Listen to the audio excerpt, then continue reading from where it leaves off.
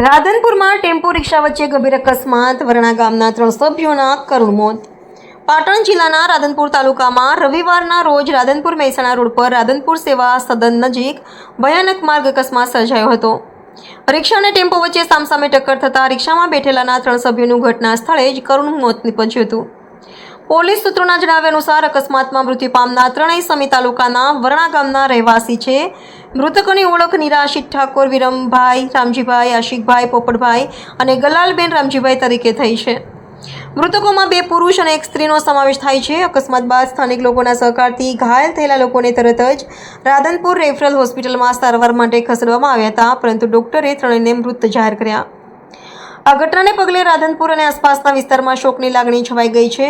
પોલીસે અકસ્માત અંગે વધુ તપાસ શરૂ કરી છે અને ટ્રાફિક વ્યવસ્થા સહિત અકસ્માતના સાચા કારણો જાણવા માટે કામગીરી ચાલુ રાખી છે।